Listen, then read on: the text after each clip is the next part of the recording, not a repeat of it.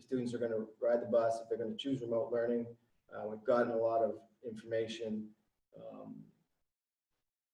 on that so far, but we don't have everything. So we are going to divide up our pods or our groups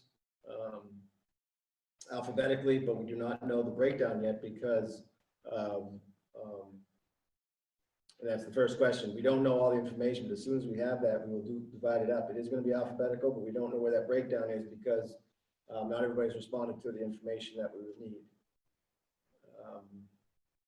Students in the high school will not be using lockers at this point in time. The younger students will be using cubbies to separate their materials.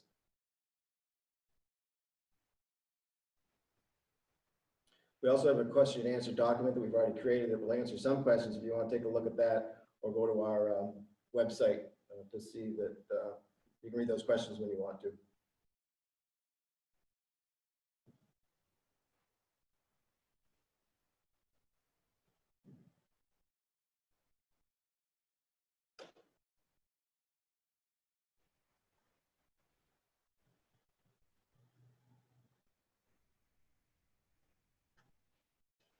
Remote learning will be a combination of watching classes online and also working on assignments. There'll be a combination of both.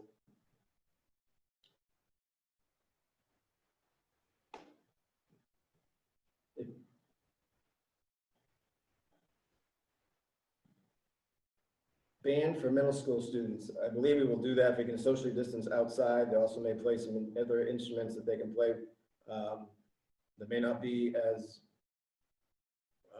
susceptible to blowing out the particles into the air, but we'll do the best we can to still have a band for middle school.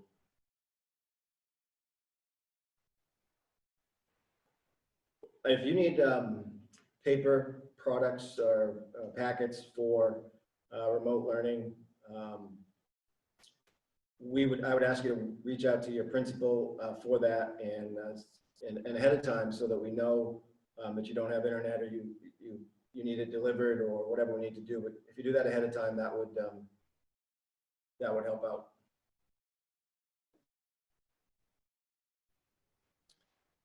Ms. Netto, do you have an answer to how JROTC would be handled if a 9th grader needs to move to remote? Is she here? So yeah, sure.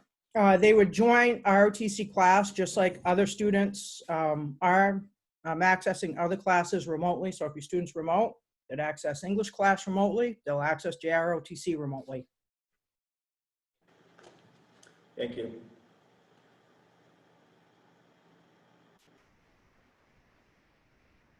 I believe remote learners would be able to check in with the band teacher if at all possible. I think we have a new band teacher at the high school and who will also be working with the other band teachers. And if they could do a project, or we're going to have a new lab here at the middle high school, that they will get them to participate in band as much as possible. Schedules are being worked on, like I said, right now as we speak. Some schools have heard from a lot of their parents. I would say Somerset, we've heard a lot of our parents. So those schedules and class assignments will probably be coming out quicker. Ms. Netto is working on her schedules here at the middle and high school. And I know also the groups that will come out at the middle school, Angela and Mr. Finmore are working on those schedules. And they will be ready just as soon as we can pick the bus runs.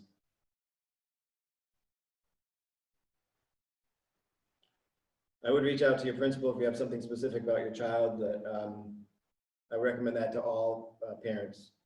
You know, we know there's some nuances here and there. And my statement about when your child gets picked for an A day, Monday and Tuesday, or B day, or Thursday and Friday, we're going to get those set in order as the best we possibly can. And if there's something that comes along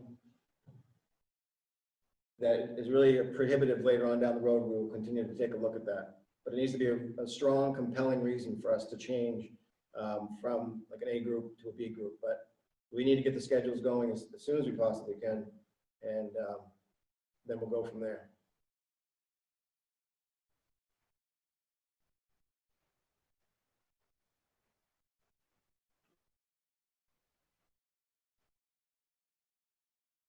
They're starting to come in better. I just saw one about Google Classroom. We're going to try to pick that as a platform through all our students so that you don't have one student choosing one platform and then another one and another. So yes, we're going to try to use Google Classroom as much as we possibly can. Consistent platforms. We've reflected on your feedback from the spring, and we'll try to keep that as consistent as possible. And our teachers are going to be working on Google Classroom over the next professional development days that start on Monday.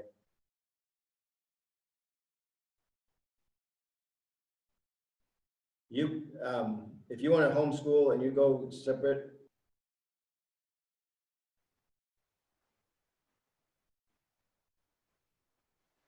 we want you to stay as connected to the district as you possibly can. If you need to homeschool temporarily or even use our remote learning and stay connected with our materials and our teachers and those types of things, that's fine. If you feel like you need to homeschool for a while and then come back to the district when you feel it's ready for whatever reason that is, we're going to welcome you back. We don't want you to withdraw from the district. We'd like you to stay connected somehow. You might want to still access some of our activities and those types of things. I believe our remote learning is going to be a lot stronger than it was last year. Like I said, we have about 6 or 7 professional development days coming up where teachers actually are already working on Google Classrooms and a lot of different things right now to make that better.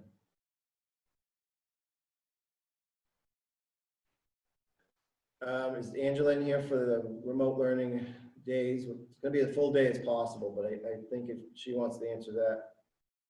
Is she here? Yeah, I'm here. Yeah, the remote learning days we're still working out, but there definitely will be a schedule and there will be live classes for 7th and 8th grade in particular.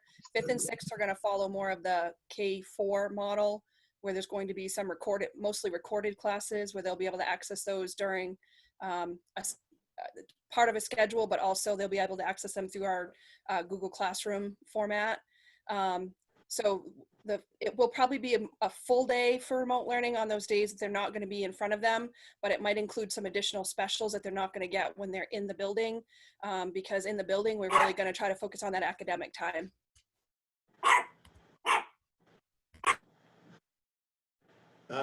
We're going to try to keep our start and end times for both remote and in-person the same as they've been. Again, that depends on how many students come actually on the bus during the day, but we're going to try to keep the schedule as soon as just like it was. The remote would start with a morning meeting on a lot of the traditional things that you'd see at the start of the day. Remote is going to be different times where kids are going to need to work on their own and have assignments. Different times when teachers are going to have office hours and those types of things. But the next 2 questions are the same. If you have a 7th and 11th grader, will they go on the same days? Yeah, the same family, even if they don't quite have this last name, we're going to analyze those families and get them to go on the same day. We won't separate your families like that. Same with the elementary and the middle school. It will be alphabetical, but it will be by family. We realize that it would be very difficult if we couldn't do that. And then we will also, the households that have maybe different names, but same household, we will accommodate those schedules.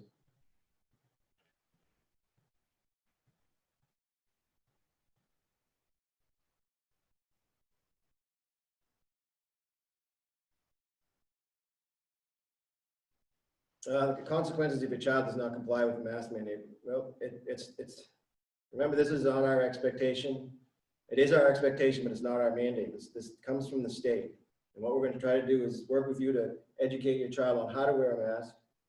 They are going to be expected to have it on first thing in the morning when they get on a bus. If they take it off, we're going to remind them why it's important to put it back on. If it becomes a problem, we're not going to suspend them. We're not going to discipline that way.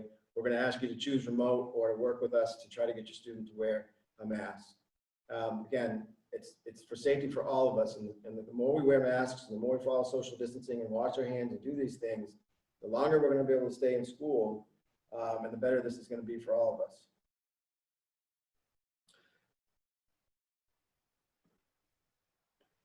Why are we different than Tri-County? All our students are still going to go to Tri-County 5 days a week. They feel like they can spread out the students more than the weekend. They have less students. This building would have almost 1,200 students if it was full. We felt that our high school students may not be able to, but just by pure size and the way they move around their schedule, would not be able to do 5 days. Tri-County feels that they can spread out and handle that better than we can right now. If things go well for us, we will keep analyzing it every couple of weeks, every 4 weeks, and maybe things will change. I see another thing about masks, but I'll go to the parents report child's temperature. We're asking you to self-check that in the morning. You're not going to report it to us. We hope that, again, that you follow that guideline, because if they come to school and they have 3 or 4 of those health symptoms like chills or loss of taste or those types of things, that's for you to check and to be honest with us, so that we don't spread the virus if it's the virus. If they're just sick, we'll have a protocol for nurses to move around the building and check on our sick students. But it's more if they have multiple symptoms, and the fever is the biggest indicator a lot of times of COVID-19.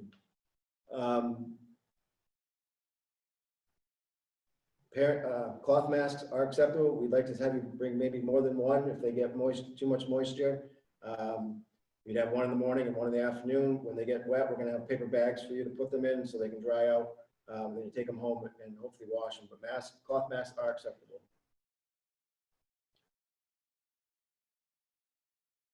So, how are they going to get the text?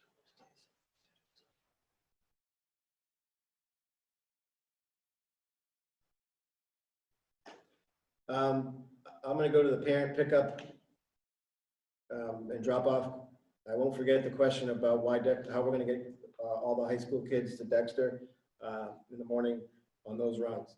Parent and pickup drop off for elementary schools is going to be vastly different. They're going to be pulled up in front of the school. There will be a placard with your name on it that we will send out to you that has your last name on it and the time that you're going to pick up your student.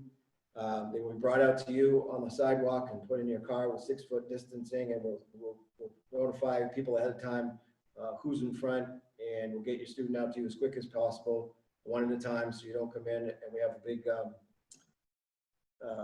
mass of people in the front. Same thing in the morning, pull up, drop off, the student comes in, they stay 6 feet apart, they go to their classroom, they stay apart as much as possible. Be very careful, have plenty of staff out there to make sure the right kid gets in the right car, and it will be different. And your building principals will be sending those placards out to you and sending detailed information from what Somerset and what Sebasticook and what Etna, Dixmont, Plymouth looks like specifically. The unacceptable temperature is 100.3, I believe. How many? We're going to put between 25 and 26, depending on the families on buses. 1 student per seat per row. So around 25, 26. Then again, families can sit together, so our buses will be maxed out, but they won't be over the limit. And again, Dean is working on that as we speak to put those bus runs. Buses will try to run as normal as possible. We're hoping to, once we analyze the actual number of kids coming to school, we will try to keep them the same as they were.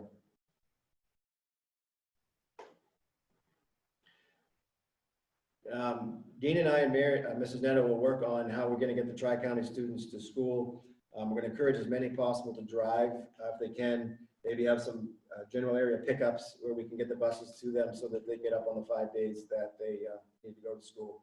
We'll have details coming out from Ms. Neto and I on that with Dean when we work that out.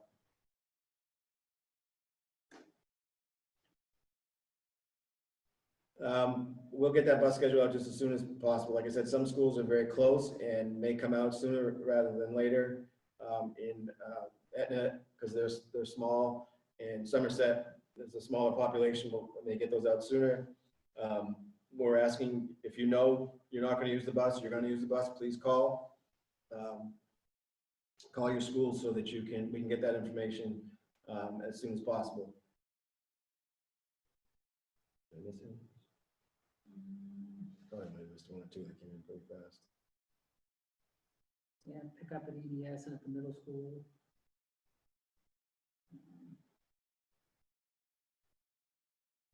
pickup at the. Yeah, pickup procedures in general, I think. Yeah, so to reiterate, those pickup schedules, pickup in the morning and drop off. We're gonna try to minimize the amount of students that come and the traffic in front of the schools. It will be safe, there'll be staff there. You won't get out of your car and hug and walk into school and all those types of things, but the people will be there and make sure that your kid gets in the school. Middle school, high school drop off will probably be in the middle of the building. Students will stay 6 feet apart as best they possibly can, social distance, and go into their buildings and head right to their schools, right to their classrooms as much as possible so that we don't have large groups of students together. The EDS, again, into the, coming in from EDS will be the same. They'll gather all those students out there, drop off the ones that they can. They may pick up some more on the way in here to minimize the bus capacity, to maximize and minimize the bus capacity, and then still bring them in like they did before. And when they depart, our Edna Dixmont and Somerset students will get out early like they have been doing so that we can get them out to those schools as quickly as possible. Again, possibly dropping off some students on the way if necessary, but trying to keep the bus routes within the parameters the best we possibly can. Do you need you'll probably get multiple placards if you need multiple placards. Please just call your principal so that they know that, because we know somebody might pick them up and somebody might drop them off. So talk to your elementary school about that as soon as possible.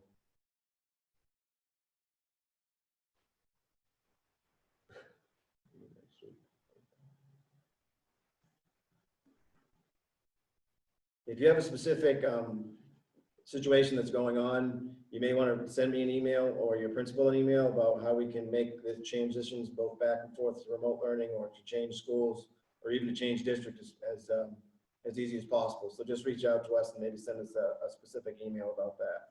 Sixth graders are probably going to need to log on Wednesdays and stay connected. Angela, do you have more about that?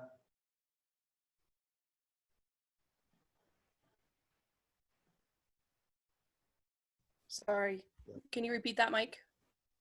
The question is do sixth graders still need to log in on Wednesdays? My answer was yes.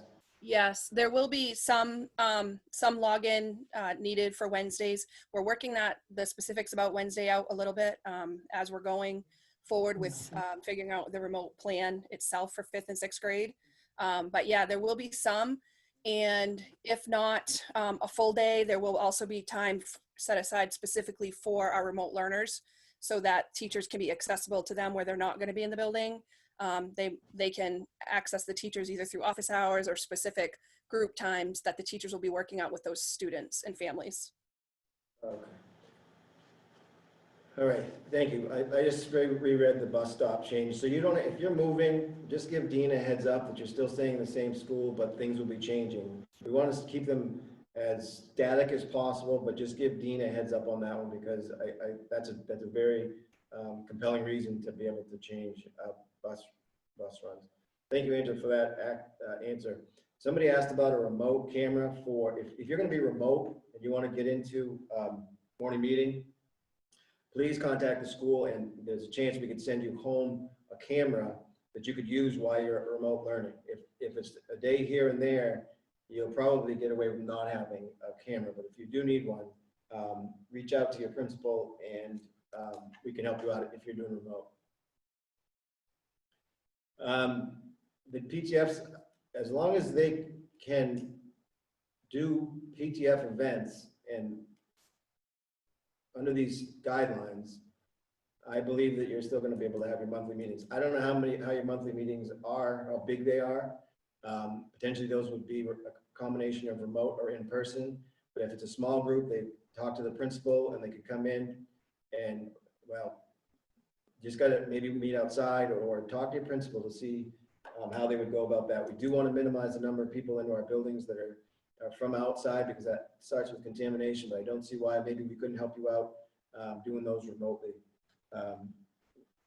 Set up a Google Meet or a Google Zoom or something like that to help you out to communicate with each other.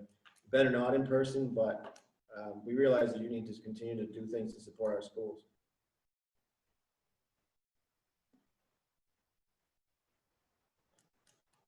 I would say the Wednesday schedule, we realize that that puts parents who need to have coverage. It makes it a challenge. Probably the work lift is not going to be as big for elementary students. They may have some homework to do. They may have, they may be able to check in with something. But if you communicate with your child's teacher and let them know that that's going to be a challenge for you, just work that out. But for the elementary students, the Wednesday lift is probably not going to be as because we're happy that we can get them for the 4 days that we can. And I would ask Laura, maybe she can jump in on the morning meeting question and that Wednesday lift if parents have a hard time with daycare. Yep, I can speak to that a little bit. So all of our elementary buildings have a set time for in-person learners. We have for the last couple of years when we do morning meetings at the same time in our buildings every day. They might vary a little bit as far as one building might be 8:15, one building might be 8:30, but they're a set schedule for each building. So that would be an opportunity for our remote students to join in with our in-person students so they can maintain that connection with their peers. Anybody who is choosing remote learning will be issued a school Chromebook. That process has already started with the technology department, and there is a camera built in those. So if you were asked to join a session synchronously, whether you are in elementary school, middle, or high school, those devices have a camera in them, so you're able to do that. So that would be a set schedule every week that parents would know every day what time those meetings were happening for each building. Thanks, Laura. I see a couple of laptop concerns. Josh is typing that in, our technology guy, but yes, we will get you your device for remote learning. It will have that camera that Laura just talked about, even if it's a first grader. If you need that, because what's going to be familiar is that device will be familiar, the platforms on that device will be familiar, and so you can probably get that started soon, and Josh, our technology director, will send out more information about that. Liz, you're here. You are a special ed director. She can cover the question on how IEPs work for students doing remote. Yeah, I can do that. So students who are remote who have IEPs will have access to the real-time lessons in their regularly scheduled IEP classes, the special ed classes. And we intend to provide virtual sessions for related services like speech and OT and PT.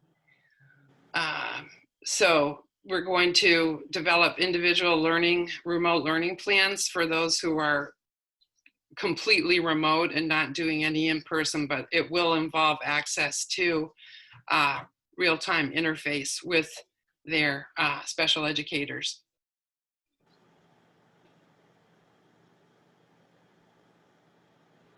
Thank you, Liz.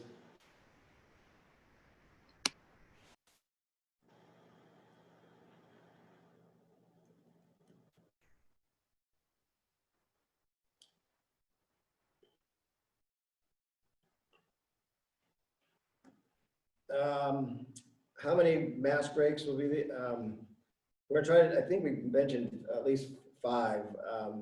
That's the minimum I think the state set, but we're going to have plenty of mass breaks outside for recess, lunch, and scheduled throughout the day. I believe it's for that high school, there's at least 1 per period, right, Ms. Neto? Yes. Okay, thank you. Exception of more meetings, there'll be no specific schedule for remote learning. That's going to depend on your grade level and how that works best. I think there'll be some flexibility for your remote learning. PE activities and those types of things will be scheduled as they were in the fall. We'll have our PE and music people planning those things over the next professional development days. We want to have our kids stay connected to physical education as much as possible. You know, we're going to order some equipment for our in school learners, but maybe they can those types of lifetime activities, they'll transition and transfer out to the remote learners as best as possible.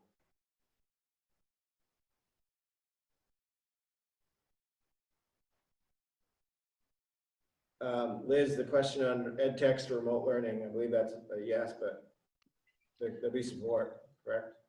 Oh, excuse me. Yeah, we intend to incorporate the ed techs as we can in remote learning. It may not be possible to have the exact same ed tech, but that's going to have to be decided on an individual basis. But we do have a plan for incorporating ed techs who are qualified and can do it in remote learning for our remote students. And I'd like to add that when I mentioned the related services in my earlier comment, I neglected to mention that social work service is also a related service that would be provided remotely.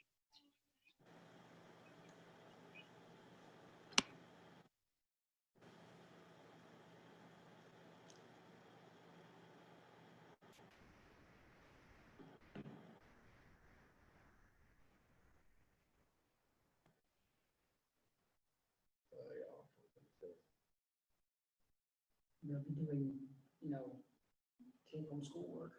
I think Wednesday's schedule could be flexible for remote learners. There could be things that they need to do, but they could probably have a very flexible schedule on Wednesdays if it's check-in or something they want to attend, or they want to get homework done. Or I think you need to work on with that teacher, and I think they're going to be flexible. But there will be some schedules if people need them on Wednesdays. Mr. Hammer, did you want me to talk a little bit about that, the elementary level Yeah, please. for remote learners? So students that are fully remote learners, Wednesdays will be a time where teachers are making connections with those remote learners, and there will be other things on those days, such as assessments and things like that, that teachers will be scheduling meets and things to do with those students, and also making connections with parents on that day. So that will still be a day for remote learners where they are still connected with school. For in-person learners, the plan at the elementary level is on Tuesdays when students leave the school, they'll be leaving with some things that they're physically going to take home for them to work on, because it's not really feasible for them to take their Chromebook with them when they leave on Tuesday and then try to remember to bring it back on Thursday and have those sanitized. So the plan for Wednesdays will be teachers will be reaching out and scheduling things with remote learners, and students that are typically in-person learning would have physical materials that they would have taken with them home on Tuesday afternoons when they leave school.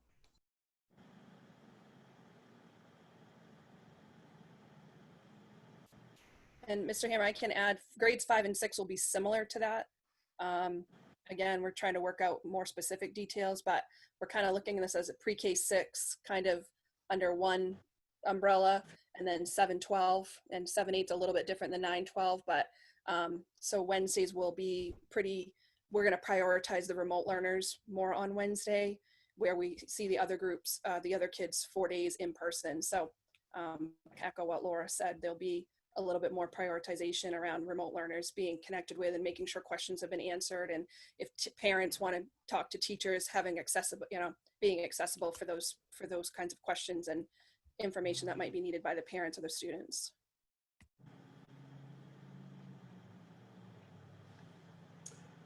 PE has to be 14 feet apart when they're outside, I think 6 feet with a mask inside and 14 feet apart outside. I'll get an answer for whether they have to, if they're 14 feet apart, do they have to wear a mask? Probably to and from the activity, but they will be outside. I don't have a firm answer on that, but I'll get that answer and put it in the frequently asked question document.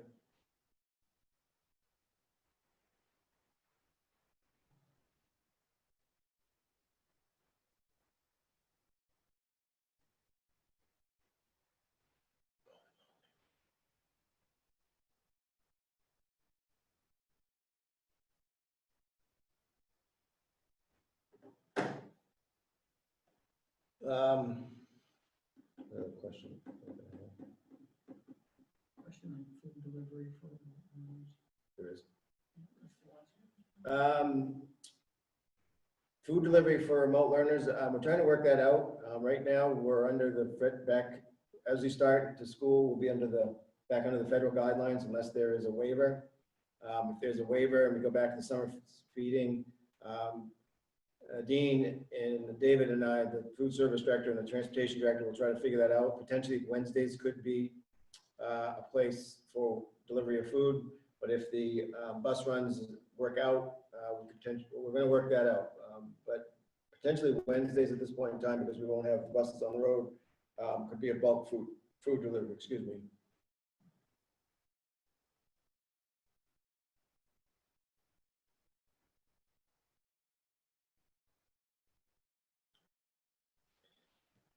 The driver does need to drive. We're expecting students to comply. I mean, they do scan the bus periodically with their eyes to see the kids are safe. They're going to expect them to be wearing masks. They're not going to obviously probably, it's going to be a challenge, but that's going to be our expectation. And if you have to wait at the elementary school for a bus, they're going to be spread out by the teacher. That they're going to, I know Mrs. Donahue has, and Mrs. Serpent and Mrs. Stork have a chance to spread kids out until they get on that bus. And then we'll have ed techs there. We've also, for the first part of the year, had some subs that will be outside bus monitors and also watching loading and unloading of buses. So there'll be some extra people out there. Mike, I can jump in on that a little bit too. The kids won't be changing buses because we're bringing all the buses to the middle school, high school this year. So there shouldn't be any kids that have to change buses anywhere.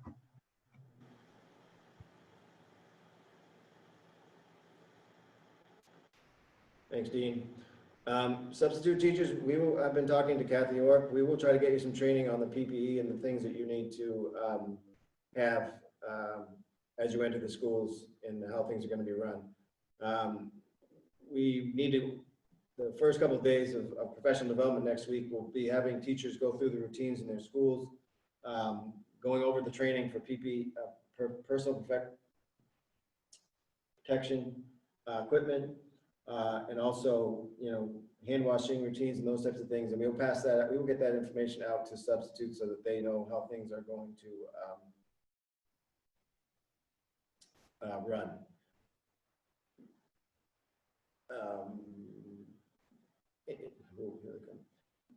And you're going to be changing classes minimally, correct, at the middle school? Yes, sixth grade's going to be into 2 teams. So they'll only be changing classes between 4 teachers or so, 4 content area teachers. 5th grade, we're still working out a schedule, so they're possibly going to be in teams as well. 7th and 8th grade, only half the kids will be there, each Monday, Tuesday, and then the Thursday, Friday, and they'll also be part of a team of teachers. So they're not going to see all of the 7th grade teachers. They'll be confined to a team and only see the teachers and be with kids from that team. So it cuts the grade levels in half in both 7th and 8th grade. And they'll be confined to their wing, which will include their content area classes and possibly having some specials in their wing. They will be going outside, hopefully for PE, if the weather, holds. And if it doesn't, PE will be kind of an exception. Hard to do PE in classrooms, but some of the other specials, we're going to have the specialists going to the wing so we can kind of keep them confined to a specific area of the building that they would normally be in.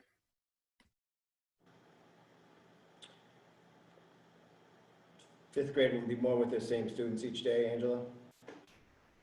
They'll have a schedule where they'll be with the same group of students in that particular class, but we're not traveling as cohorts. We're not self-contained at any grade level. So they won't necessarily have the 15 kids that they go into homeroom with that they're traveling with all day long, but they will have a set group of teachers and they'll have a mixed group of kids that will be all that they'll be with through the course of a school day.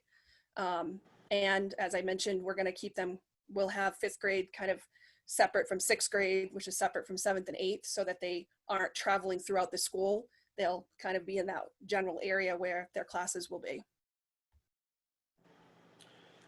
Dean, we're still gonna provide bus service to PJ's from Sebastopol? Yeah, as of right now, that's the plan. We're trying to figure out, by the number we have on the Somerset side of the district, we're thinking we're gonna have a bus that we can use to do the daycares out of there. Okay. 7th and 8th graders will be eating lunch in the cafeteria or the gym.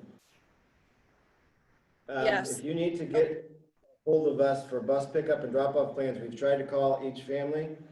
If you know that you need that, it was a digital form, I believe, but you could call your child's school if they haven't called you and tell them what you need for pickup and drop-off. Pre-K will still need to be picked up and dropped off midday. Supplies for remote learners. All supplies lists we'll try to get out to you as soon as possible. Does an elementary teacher or a middle school want to tell about remote school supplies? Have we thought that through?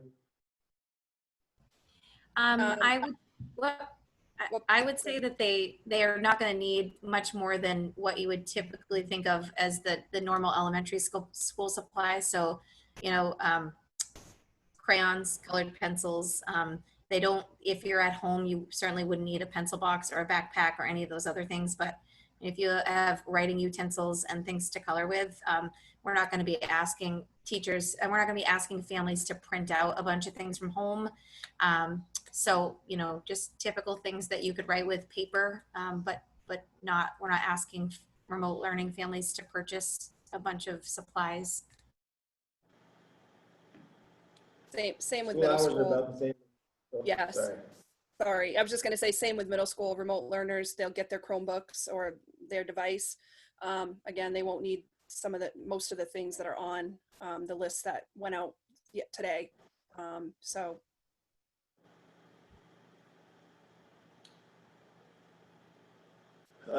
So I think I saw Mrs. Neto, I think maybe at some point we could get you to go over a day. I don't know if it was a remote learning day or a regular day. That would be good. Sure. I think I can kind of address both for people who are listening, because we designed our hybrid schedule so that it was really, whether you're attending in person or you're remote, be very similar. So that, and I know there are questions about which half of the alphabet. So as Mike said, we're going to divide alphabetically. We're still finishing up surveying who's coming remote in person. I mean, the split's going to be somewhere probably in the last name K's, with the first half going Monday and Tuesday in person. So they'll have an A day and a B day. We are going to follow a regular A day, B day rotation to stay aligned with Tri-County. So in 1 week, if you're in the Monday, Tuesday group, 1 week, A day might be Monday and B day Tuesday. And the next week, Monday might be a B day and Tuesday an A day. And then the second half of the alphabet, we'll do the same thing on Thursday and Friday. Wednesday, we won't have students in person, but there will be an online advisory time period where students will be expected to be on at the same time synchronously with their advisors. On the non-in-person days, so if you go Monday and Tuesday, what do you do on Thursday and Friday? So it's a mix of some online and some independence. The rationale for that, we wanted to build students' independent skills. They're high school age students and they need to improve on that.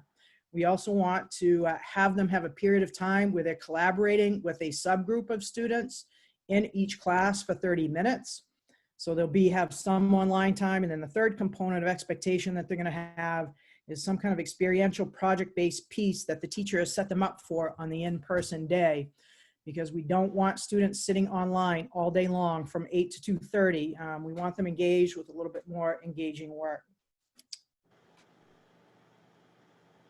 Can I just follow up one more thing, Mike? So if you're opting to go remotely, you're still going to be put in a half of the alphabet. And on the day that your half of the alphabet is in person, you are going to join the classes live virtually, and you'll have the same expectation on the non-in-person days as the other students. So hopefully be pretty seamless. That's the plan anyway.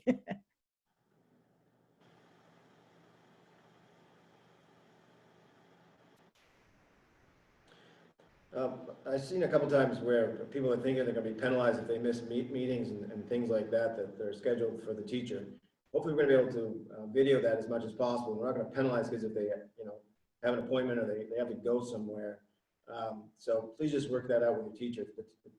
It's not to penalize, it'll be mislearning like it would be in a regular classroom. They're gonna have to catch up with it, but there shouldn't be any penalization if you have to miss something because you still have to work or those types of things.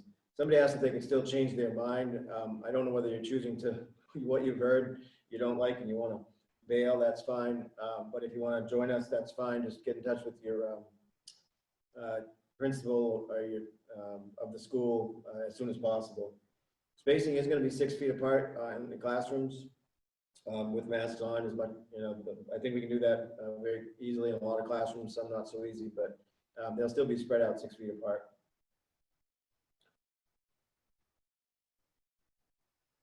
I believe there is going to be some asks on Wednesdays for some work for elementary students.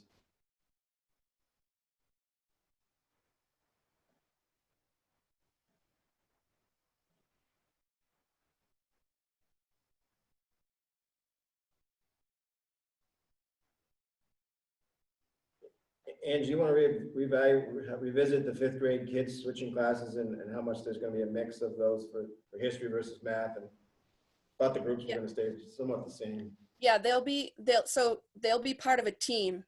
So they'll be intermixed with a cohort of kids, the same kids every day, but it will be on a team. So we have about 100 and something 5th graders. We're trying to divide it into 50 and 50. So 50 on one team, 50 on another, and those 50 kids they'll go to math together, mixed up. There'll be a group going to math, group going to language arts, group going to science, group going to social studies. And then, so they would be part of a cohort of half the 5th grade. So they wouldn't be with the whole 5th grade. They would be on a team with just those teachers, with just those smaller amounts of kids. So I think, and that's what it is. That's what it's going to be like at every grade level. That's new for 5th grade because we've not had to break the 5th grade down as much. And we have 6 teachers versus 8. So we're in the process of getting the 8 teachers so that we can have some teaming. So we don't have kids seeing more than what they would see just from their group, from their team.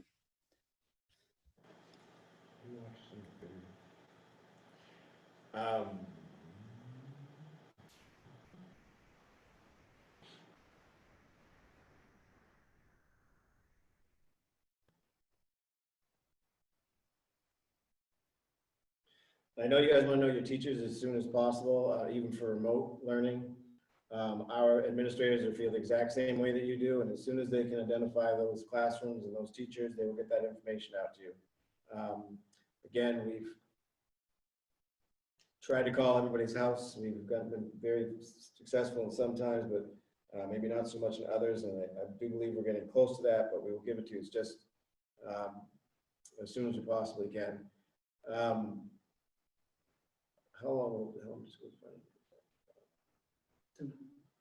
Did I miss a question? I missed a couple questions. Just a lot of it's around scheduling. Yeah. There's been no decision on high school sports. The MPA has delayed that decision. We have some students that are working out already. They're doing some training, physical conditioning. But there's been no determination from our district or the MPA on high school sports. Yes, the hometown health is a brand new thing for us. It's a collaboration with the clinic in the middle and high school, and they actually will be able to support us in hometown health services if students need to go see them. Parents can't make appointments. I believe they will help us probably with some COVID testing. I believe there's going to be an extra set of hands and eyes that they're not there. It's all privately billed and all that. We don't have any responsibility with that. They're just sharing our space. And we're really looking forward to the clinic being here. But they're not, I guess I saw part of the question, but if you could type the first part of your question, that would be good. We're not going to have a lot of volunteers in school. We want to keep down the amount of people who come into school. It just brings more possibility of bringing the virus in.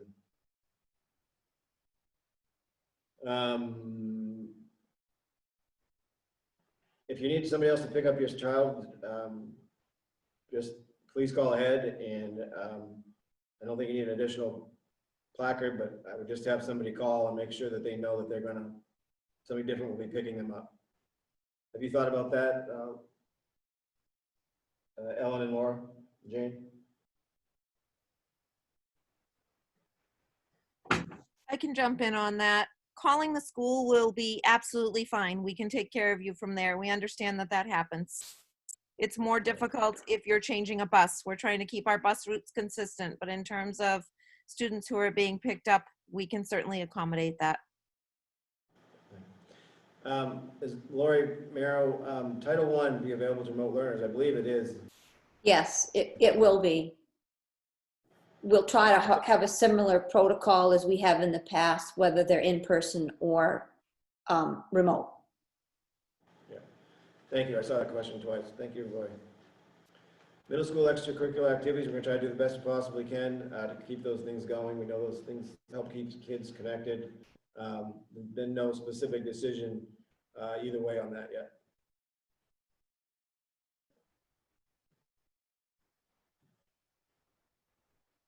Your elementary kids can get Chromebooks. Just let your teacher, school know, and the technology department will get those set up for you.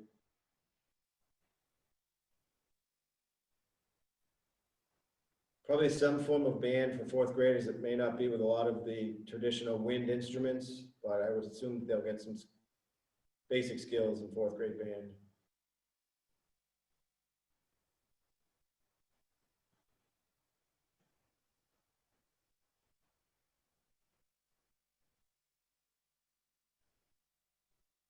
We're trying not to keep kids online all day for 7th and 8th grade, but I believe there'll be some form of a schedule. I think Angela already answered that. Maybe we can put that in the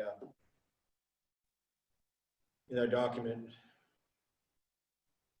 No determination on middle school sports. Got a question there about a positive case. Will people be notified if there's a positive test? If you have a positive test of COVID, we will notify the people that are directly closely connected to that. Obviously, the student's class, the student's pod, students who might ride the bus with that student. We'll do our contact tracing and let those people know who may have come in contact with that to watch for symptoms and get that person isolated as quickly as possible. We will need to quarantine for 10 days from whenever they got the first symptom. We have some very specific procedures in place to take care of that situation.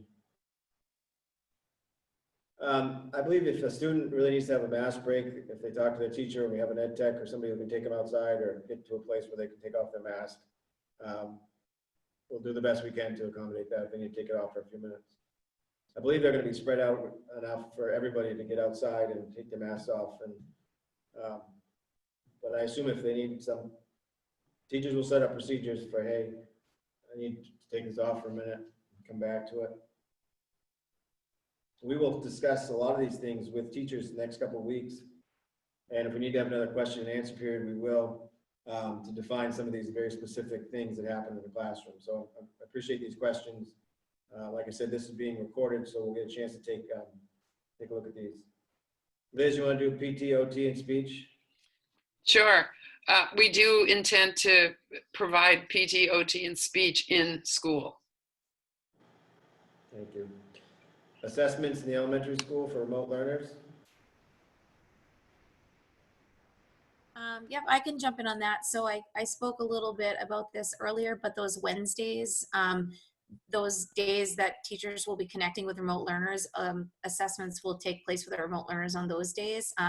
They may be things that are scheduled by teachers at the elementary level with individual kids, or they may be assessments that could be scheduled with small groups of kids, but those would most likely take place on Wednesdays and would be scheduled ahead of time, so parents had notice of that time slot that their child would need to join with the teacher synchronously in something such as like a Google Meet.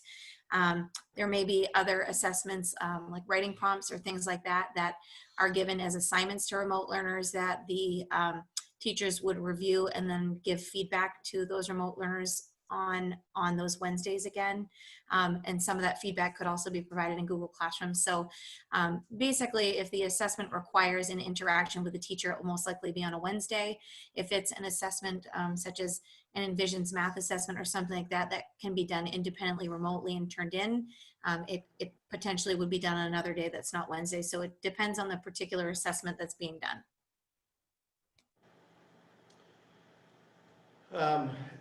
Again, if we have a positive test, we're going to isolate as much as possible and let those people know who may have come in contact with that student, not violating specific who the child was, but that you want to be watching for certain symptoms within your child.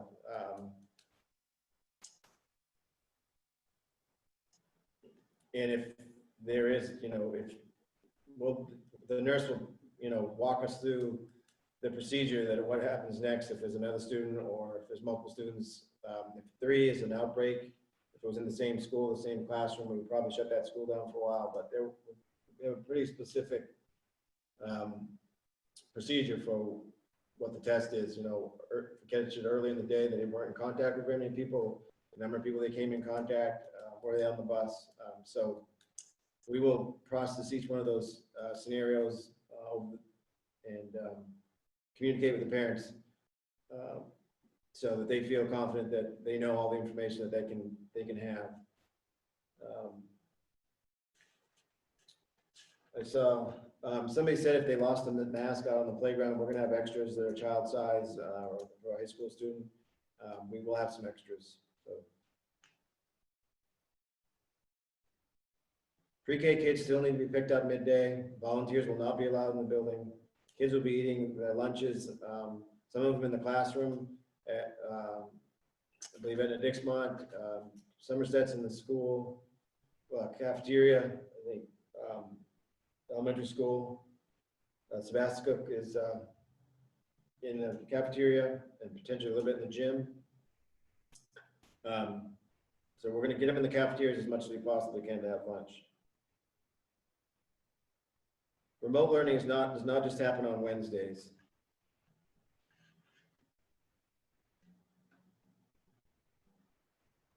We will try to find a way to have a remote learner do band if they possibly can with the 4th graders.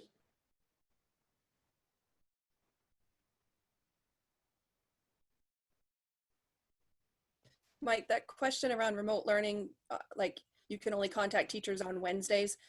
We would want you to contact teachers. They'll be in contact regularly. Maybe not during the school day. There won't be as much during a regular school day, but at the end of their days or before the school day starts. So I would encourage parents to send those emails and, maybe make those calls and they'll get back to you. But Wednesday is really the set aside day that we're trying to say, like, that's a day they're not going to have kids in front of them. So it's more likely that that will be the day where a lot of stuff can get taken care of for the remote learners. But that doesn't mean you shouldn't email if you have an immediate question or try to reach out to the school or to that direct teacher. Masks, preferably it's a paper disposable 3-ply mask, so that those seem to be, according to the information we got from the nurses today, the best, and they last longest and they don't get moist. If you do a cloth mask, we ask you to bring 2 in case they get moist because then they become ineffective. So a lot of people want to wear the neck gaiter, the thicker of those. They're discouraged. Best to go to a mask. The thicker of those to start out with, the better. And so I think that answers the question. We can talk about masks all night. If one school shuts down, I hope not to shut down the whole district. Like I said, if it's an outbreak in one class, one student, we may not even shut down that school. It depends on the contact tracing and how we can isolate it. If there's a couple in the same school, we may need to temporarily shut it down and clean it. As you can see, some businesses around us, that's what they do. They shut down, they clean. Depends all on the contact and the number of students that the person comes in contact and how quickly we can isolate the person. But I hope not to have to shut down the whole district or a school if we can prevent it. If your son has asthma, again, the nurse will walk you through that process. We've heard that doesn't affect asthma just because you have to wear a mask. But again, walk through that with your principal and the nurse, or the nurse, maybe ahead of time. I don't know if we have O2 sensors. I'll check.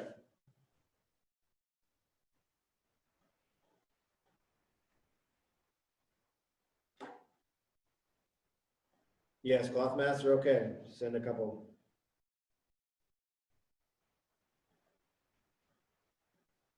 I've heard that the masks, again, I'm not Dr. Shaw, but I heard with masks with vents are not as effective, that it still can respirate the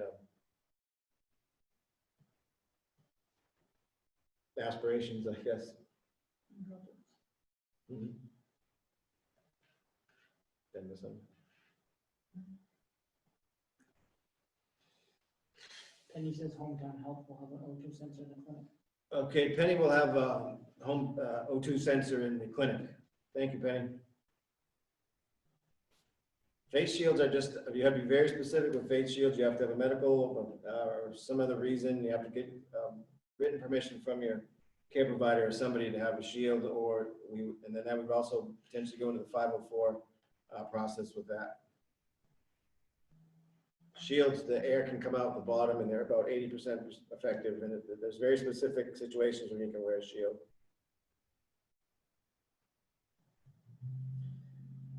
If the IEP determines that a face shield is acceptable, then that's the IEP decision, and that team has made that decision. Correct, Liz? Yes, that's right.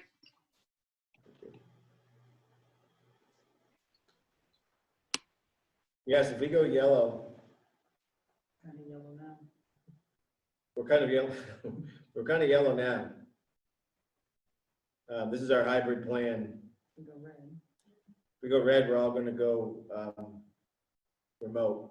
So we're kind of already in our yellow plan. Question about the morning screening tool. Like, we only want people to let us know that don't pass the screening.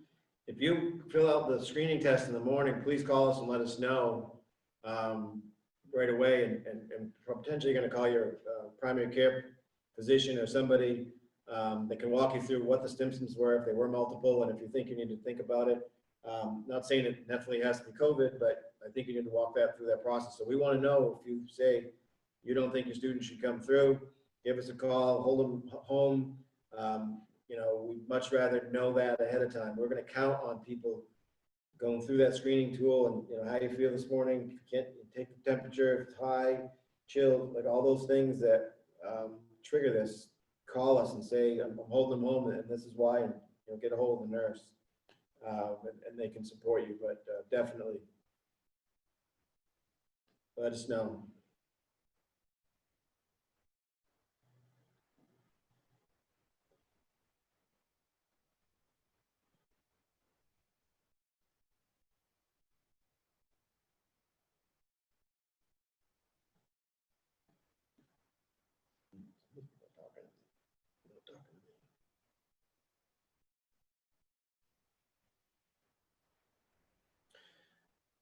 The screening tool. We already have it on our. I think we've dropped it in here, so you can On our website. you can pick it up here on the chat, but you can also go to our website, and it's in our plan. It says the pandemic response plan, and in there there's a link to it. And it looks. You can also go to the DOE website, and it's the same one that they do. It's got kind of like a map of a house, and if you answer yes to these questions, you don't come to school, but it checks it off pretty. And Josh has put it in there. Question about pre-K and masks. I missed that one.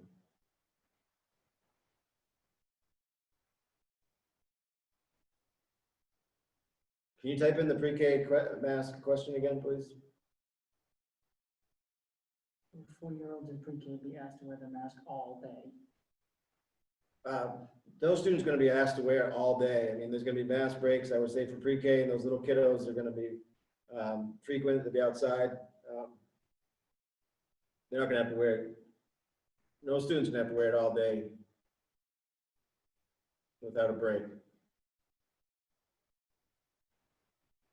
We're going to try to keep PE and mask breaks outside as long as possible, even if it gets cold. So again, that's going to be a good time to get out, get exercise, socialize, 6 feet apart.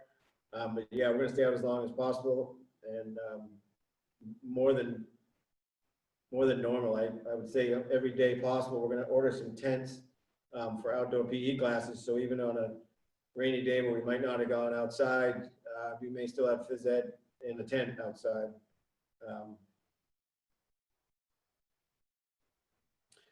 If you have not, if you haven't been contacted by your school or haven't heard back yet, keep trying.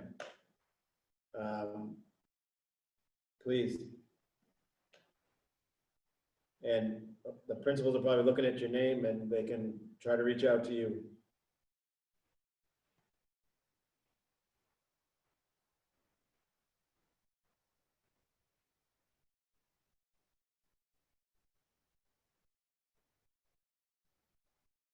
And we continue with our outside plans as weather gets colder for PE and mask breaks. Yeah, I just said that. Ah. I think I just did that.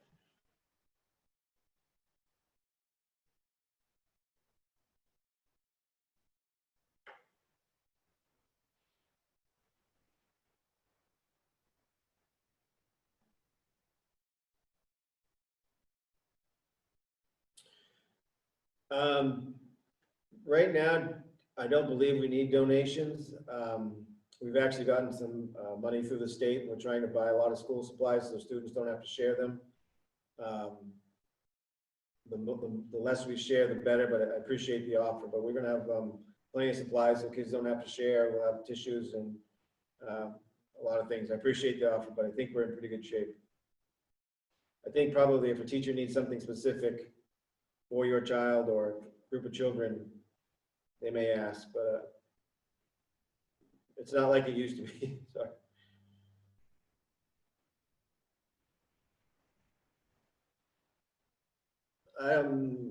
Music for remote learners. I would assume our teachers are getting together to discuss that. I don't know if somebody has talked to their music teacher specifically, or if that's something we need to refine and answer at another time.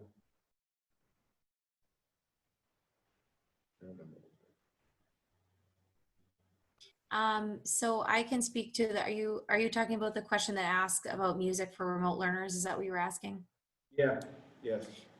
So they're still going to be providing music instruction for remote learners. And we did that during the last round of remote learning also in the spring. So phys ed and music did still provide instruction for those students, and they will continue to do so for this round of remote learning for anybody who's signed up for that option. So that will be on designated days. There will be a set schedule. So parents know what day they can expect their child to engage in those activities. But yes, they will be receiving that instruction. Same with physical education, correct? Yes, correct. And are you gonna eat in the gym or cafeteria? Mostly the cafeteria, right?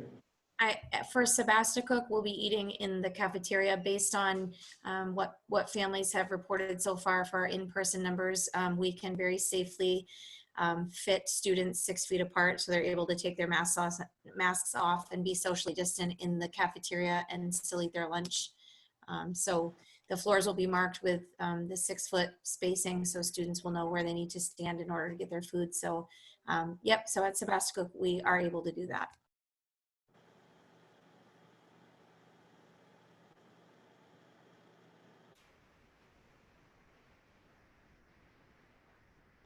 So we're gonna beef up our expectations if we go to red. There's gonna be a lot of class, you know, again, depending on grade level, there'll be different expectations, but there'll be more expectations than we had in the springtime for remote learning. Our teachers are gonna be working on those plans as they work on their other plans to get ready in case we need to go to red. Try to keep the screen time to a minimum for the high school students, but still keep it project-based and a lot of those types of things. But it'll be, those expectations will be articulated once we go to red. I'm saying that we have about 20% of our kids that are not gonna come back. They're gonna go to remote learning. Varies at all age groups. It changes depending on what age group you're talking about.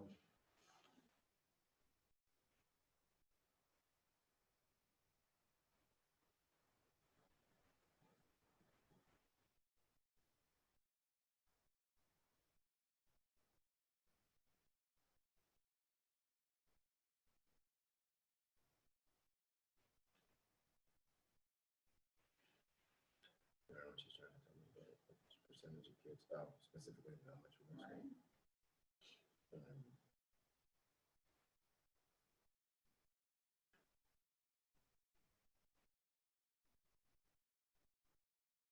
We're still figuring out, right?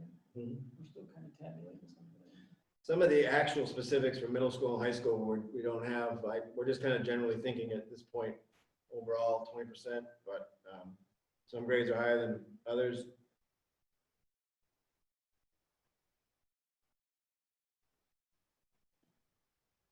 Angela, did you say you posted something on Facebook for school supplies today? Are they still needed or will they be provided? They're being taken to Walmart, so they'll be there by the end of the week. In fact, they might have gone today, but they'll definitely be there by the end of the week. And there was the RSU 19. They were posted in the RSU 19 community page earlier today by Kelly Monk, and there was one for each grade level that was posted. And it looks like there's some kindergarten ones today too. Sebasticook put out their school supply list at Walmart, I believe, yesterday, and it's also posted on the Sebasticook page on our website. Yeah, so there's going to be some things that it looks like teachers are going to ask for. There's going to be a lot of stuff that we have to provide for students so they don't share within the classroom. Etna Dixmont is going to be providing everything, so there will be no list coming from us. The same is true for Somerset. There's no list for Somerset, just the backpack, lunchbox, mask, and water bottle. Right, and I agree, and I take that back. It is the water bottle, the backpack, and the lunchbox. Thank you, Ellen. And if you look at the Sebasticook list, a lot of those are the same. They're just written on there. So for every grade level, the mask is on there, the water bottle with the student's name on it. Some of the supplies on the Sebasticook lists were specific. If maybe one grade level needed index cards, that was different than what every student at the whole school would need for supplies. But Sebasticook is also doing pencils, colored pencils, crayons, markers, pencil boxes. Those will be supplied for all of the students in the school at Sebasticook also. There are a few supplies on the supply list for Sebasticook that are listed as optional. And those things include things like Ziploc bags and things that teachers in a typical year might use to label students things like headphones and items such as that, and zip them in the Ziploc bags to store them. So there's a few optional items on there. And you'll post those on your individual school websites if somebody says that they can't get to Walmart? Yep, Sebasticook's list is already on our website. So if you go to the district website and then you click the Sebasticook tab, the school supply list is already on there. We'll put middle school on there as well. It's not, I don't believe it's there yet. I didn't do it, so it'll get there. And the extra supplies added to each grade level were the masks, the water bottles, and the pencil cases or pencil pouches. That was at every grade level, again, just to keep things separate, but replenishing will probably happen through the school as the school year goes on. As was mentioned, we're going to be able to get some extra materials in, some supplies in. So, I just want parents to know, do the best you can to get them started, and we'll continue to replenish.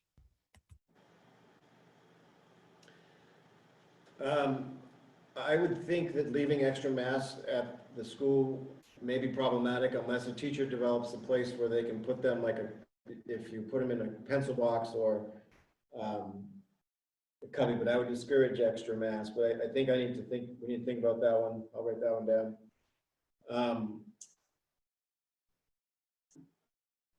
If you just have the regular common cold symptoms and you come to school and the nurse is going to walk through that with your child like they would a normal cold-like symptoms.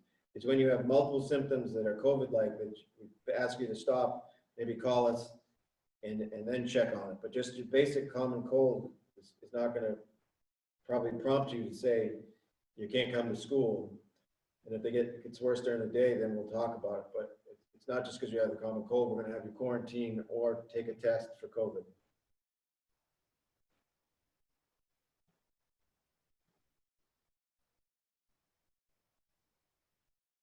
I believe remote learning plans for kids are going to be as flexible as they can possibly be.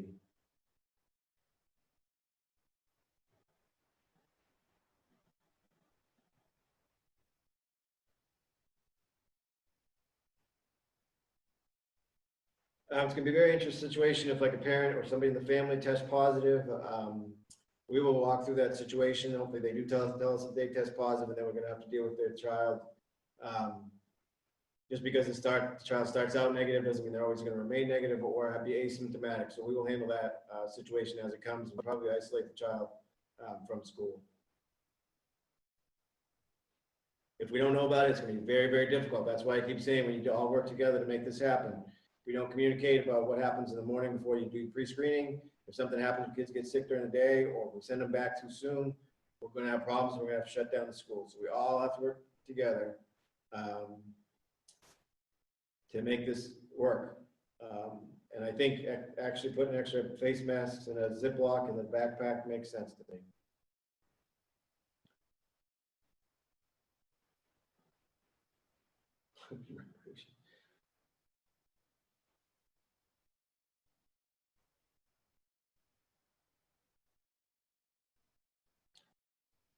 We realize people are probably going to forget to pre-screen. Do the best you possibly can. If the kid, and again, like if kids show symptoms throughout the day, you know, we'll walk through the student, isolate them as quickly as possible. It may not be it may be the flu, maybe the one time they're getting sick. Again, we'll call the parent, we'll work with the parent. We need to, you know, the kids are still going to get sick, and we're going to just go step by step to eliminate the fact that it could be COVID from just a basic kid getting sick.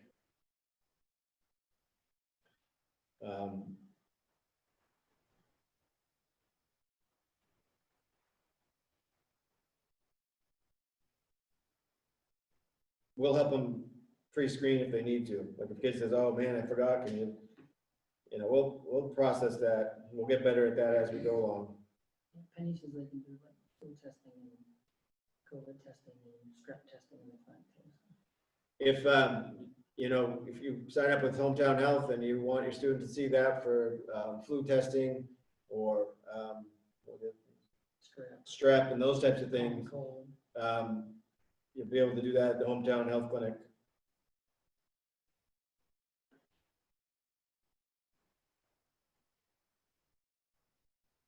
We hope people are honest if they travel and they go and they don't have symptoms, they do have symptoms. If they take a test and they're not positive, I think the chances are the kid is not positive, but communicate and we'll work through that with you. But if you're taking a test and you're not symptomatic, I think we can work through that. I didn't say symptoms for a common cold will be treated as COVID. That's not what I said.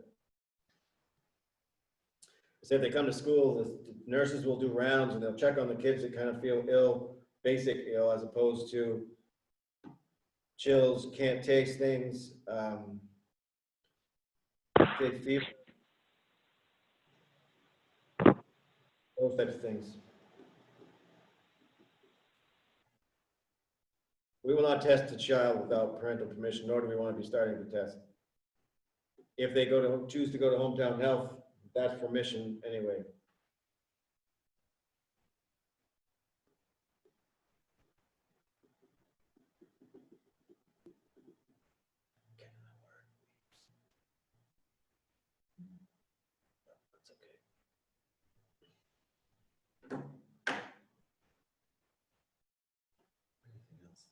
Yeah, I mean, we can go back through these and answer, put more documentation into that frequently asked questions, but, you know, we'll update.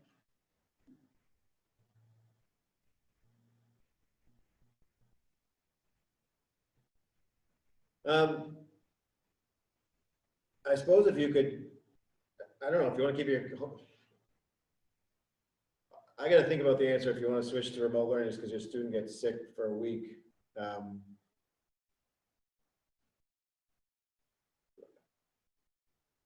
I think I would ask for the teacher to give you some homework and some activities that they could do to stay connected. I don't know if you'd switch to remote learning. Does that make sense? I mean, there's probably things that the teacher could do to check in and do things and keep the learning going, but I don't know if you'd have to switch to remote.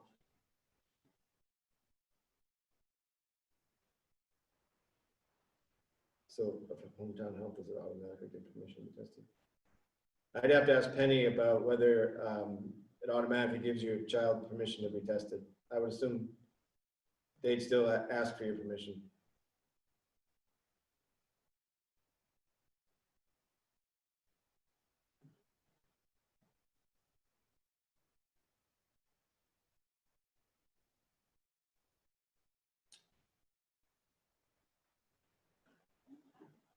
Thank you.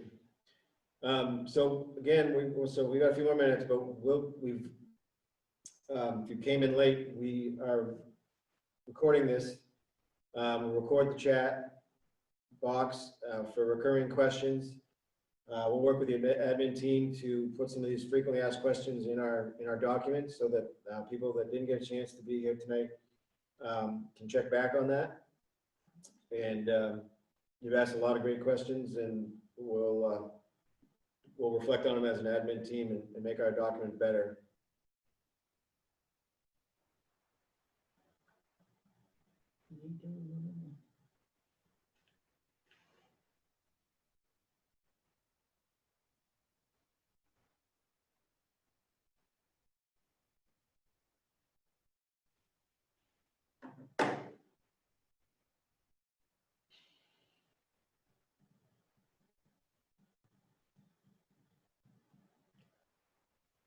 Is there anything an administrator wants to add that may have popped into their mind that could help you saw as a trend for questions, or?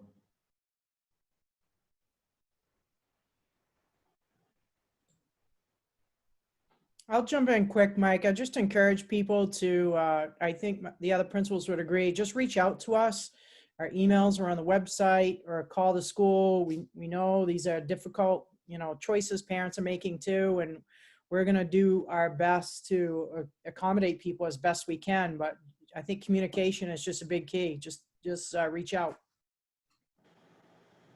And I would add to that, we've been making calls for several days now, and we still have about 40 or 50 families that we have not been able to make contact with. So communication, getting back to us so that we can figure out what the choices are, or what you've chosen, and then continued communication, trying to make sure that we're all on the same page about what that's going to look like. I think that's going to be key.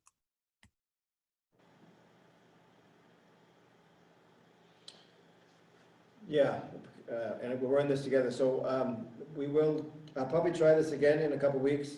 So what happens next week is our teachers come back and start professional development. They learn like a lot of the things that I talked to you about that they need to be trained on and go through. They'll probably come up with some questions that they'll work through with their administrators, some of the nitty-gritty things that you've asked. And then we'll try again maybe next week or the week after, right before we get back to school, if people have some more questions. And in the meantime, we'll beef up our question and answer document with some of the questions that you've asked tonight. And yeah, reach out with an email to somebody, myself included, your teacher, your principal, once you know who your teacher is, and we'll keep communicating on our end. I think Penny said, yeah, Penny clarified the patient at the health center. They're going to ask you permission for everything.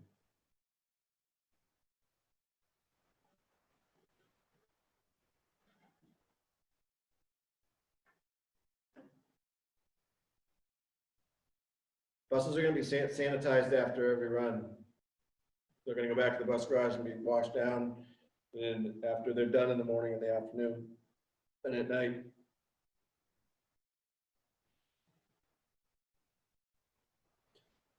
They'll be cleaned and then they'll be sanitized at night. And they'll be cleaned between each run and sanitized. That kind of gets, cross over that conversation.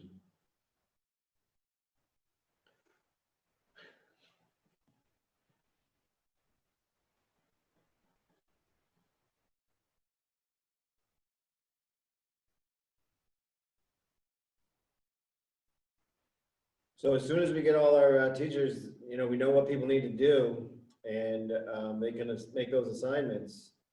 They will get those out to you. And if that's holding you back to make your answer,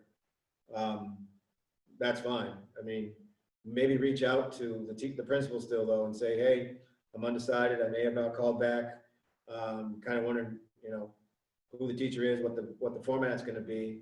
But at least let them know that you're holding out or you haven't decided yet, because as the principal said, the more we communicate and kind of know that you're on the fence still, that's still a good piece of information for you to have. We realize that the plan came out and it's a big decision for you guys to make, but reach out to us so that we can say we know this kind of list is forming of people who are undecided, and if we maybe a piece of information or you know, a little bit more detail about the schedule might look like it would help you make a decision. That's it's helpful for us to know. Yep, and I would also add to that, just to provide a little clarification, I guess, about class. I know there's been a lot of questions on here about when will I find out who my teacher is. And I know it's been mentioned a couple times, we're still waiting to hear from a few families to figure out if they are participating in in-person learning or remote learning. And we really want to just make sure that our classrooms at each grade level are equitable for in-person learning, so we can provide as much social distancing as possible. Meaning we don't want one classroom to end up with 10 in-person learners and another classroom to have 20 in-person learners. So we're trying to distribute those in-person learners as equally as we can to provide for the most amount of social distancing. So once we have that information from all parents, we're going to immediately send those letters home regarding who your child's teacher is. At Sebasticook, I can tell you that if you have signed up for remote learning, you are going to be working with the team of teachers at that grade level. So you will get a letter from the team of teachers, but not assigned to one individual teacher at a grade level.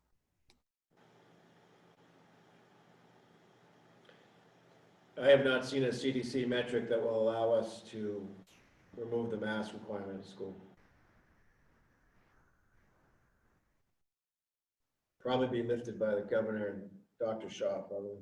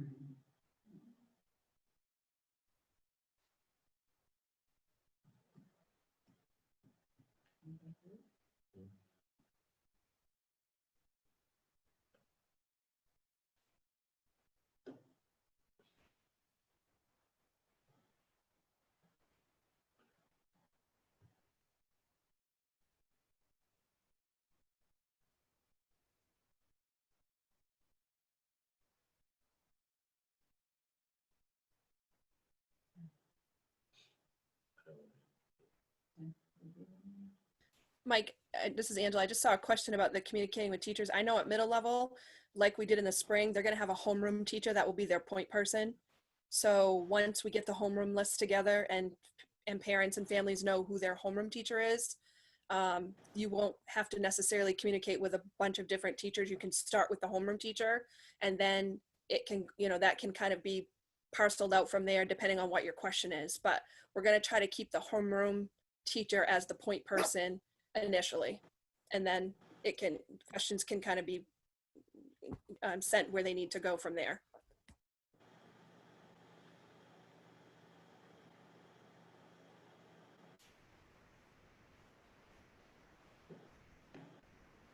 Ellen or Jane, you want to communicate with the elementary kids having a homeroom teacher out in your schools? So at Etna Dixmont, they'll have a homeroom teacher and you will be communicating with the homeroom teacher. However, they probably will be working with, so say there's 2 teachers in the team or 3 teachers, they might be doing, they might have some recorded lessons from one of the team teachers, not just their own teacher, but they will have a homeroom teacher to report to. Somerset is the same way. All students will be assigned a homeroom teacher, whether they're remote or whether they're in person. And same as Jane and Laura are saying, the team at that grade level will provide the remote learning on the Google Classroom. But they will have a homeroom teacher that will be the point of contact. I would echo that if you're a remote learner, you will have a teacher that's your point of contact. I guess I just want to clarify that that does not necessarily mean that if you change from remote learning to in-person learning, that your point of contact teacher is always going to be your in-person teacher. If you were to make that switch, it would really depend on how many people prior to that had switched in and the numbers in each classroom. So we would certainly do our best to try to accommodate that, given you know, any connections that were made between teacher and student. But it would really be dependent on the number of students we had changing from remote learning to in-person learning during any given time period. I'll just jump in for high school. All students do have advisors, which is like a homeroom teacher that they stay with all 4 years. We use that structure to push out general school-wide information, and parents can always use that as a contact point. You know, at the high school level, sometimes students have specific course needs that communications need to go right to that particular teacher.